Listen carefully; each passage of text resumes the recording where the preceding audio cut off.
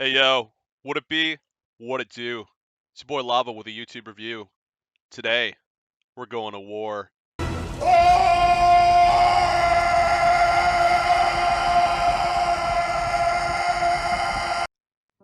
Recently, watched a video a fellow guild member put out, and I have to say that it was not good. Rather, the majority of the video was okay. There's this last little bit at the end that ruined it entirely.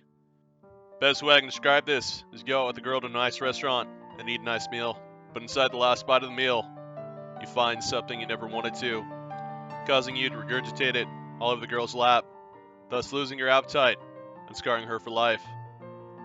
Night resulting in an unpleasant evening, no girlfriend, and a wasted $60. In the video, he spoke about LA Shaman's place in the upcoming expansion, and I could tell immediately he had no grounds for this review. Bro, what the fuck is this setup? Not only do you not have abilities on the sidebar, but your main spells aren't even in the correct order. Not to mention your keybinds are all over the damn place. In order to understand what you are casting, you have to look at the bottom of the screen, and then back to the middle. The Better British WoW YouTuber made an entire video on this. Then, I watched his playstyle, and how passive he was. This is the wrong way to play Shaman. You never not want to be in melee range. That way you can piss off the powders, and flame the tanks. But enough the nitpicks. Let's get to what he actually said. You can harness the raw power of the elements to dish out some devastating lightning, fire, or frost damage. It's clear he has no knowledge of Aristotle, or else he would have remembered this one. Few specs look as cool as an elemental shaman with multiple targets. I agree. It's very satisfying, especially if you have your cooldowns available. I also agree. Elemental shamans have some top tier AoE. So far, he hasn't said anything wrong. If all the targets are stacked. And swing and miss. He struck out. This is a terrible idea. Stacking mobs risks the opportunity for others to parse. Never allow this to happen. They can kick out some decent single target damage, especially if you talent and build for it, but on single targets the rotation does start to get a little boring. Your video is boring, but let's continue. There's various totems, AoE stuns, AoE slows, Earth Elemental that can tank for a short duration, some extra healing, Tremor Totem that negates some crowd control effects, and they're also one of the few specs that can decurse your friends. All of those lead to a DPS loss. Don't do any of this shit.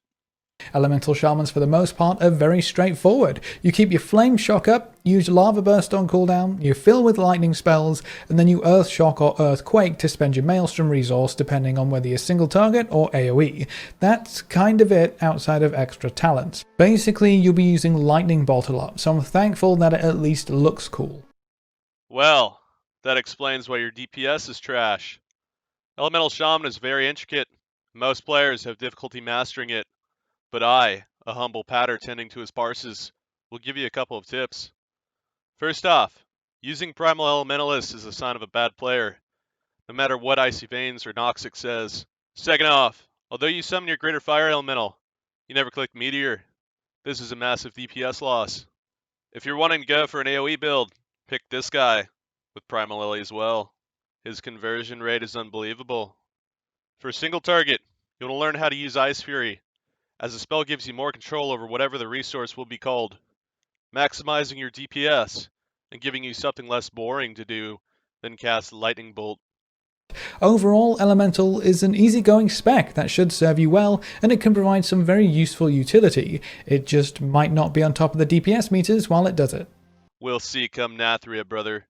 At the end of the video, he also made a tier list, and as you can see, this is a questionable take. Inaccurate and downright blasphemy is how some may view it. So, let's make our own tier list. Very top, spec for true intellectuals. Next, in the A category, Affliction for positivity, Destruction for relevancy, and Shadow until they get nerfed. In the B tier, Boomkin will be irrelevant DPS during all of Shadowlands, but taken anyway for healers to parse with. C tier holds Frost and Arcane, because both have nothing interesting about them, just like the people that play them. D is for Demo. This spec is abysmal and will never be taken for anything. And in F tier, we have Fire, as well as both Hunter specs, because pet collecting is a feminine hobby, and there is nothing wrong with that. Overall, you fail to have proper grounds to review Shaman as you clearly have never played this spec to its peak potential. I encourage you to do more research ahead of time and set up properly beforehand. Also, I never saw you use the class's signature ability once, and that is the sign of a bad player. Regardless, I encourage everyone to like, subscribe, and follow this man on Twitch, as he normally gives better commentary than his Irish counterpart. Well, that's it for today.